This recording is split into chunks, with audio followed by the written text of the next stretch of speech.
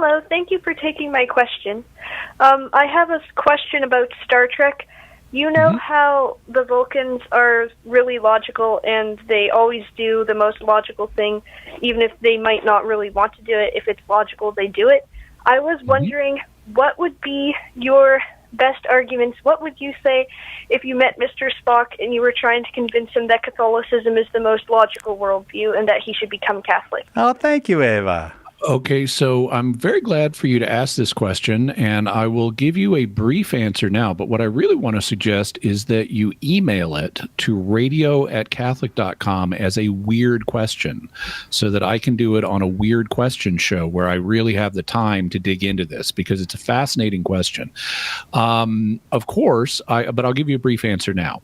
So the brief answer is, well, I would present to them the same evidence I present to anybody regarding the Christian faith and the Catholic understanding of the Christian faith. I would present arguments for the existence of God.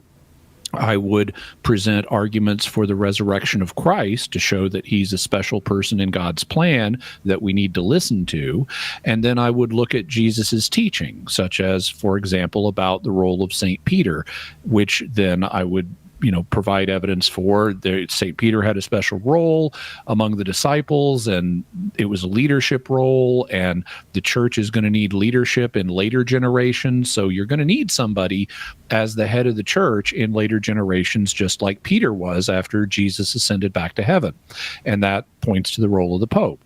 So I would present all of that evidence to them. But I would also try to address certain particulars of Jewish thought and culture. One of the things we know from Star Trek is that at least at one period in their history, Vulcans worshipped multiple gods. They were polytheists at one period in their history. And I would point out that even if you propose that there are superhumanly powerful beings, or in this case, super Vulcanly powerful beings, ultimately there needs to be somebody at the top of that hierarchy, because even if you propose there's just two big spiritual powers in the universe, we can call them Bob and Alice.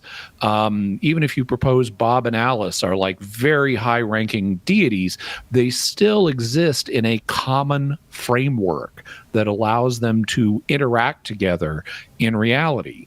And so that raises the question, who created that framework? Ultimately, there needs to be a single source that unites and is responsible for everything in reality. And so I would use that as an argument against polytheism, that there must be one ultimate God. I also probably might need to clear away some objections they might have based on the Christian love ethic, because as a result of the reforms of Sirach, in Vulcan history, Vulcans embraced a path of non-emotionalism where they suppress their emotions. And they might make the mistake of thinking that love is an emotion and therefore it should be suppressed. So to head off that mistake, I would point out that ultimately love is a decision. It doesn't matter whether you feel it or not. And I could use a human example. If you have a human, let's say a father, who loves his child, and the child is in great danger.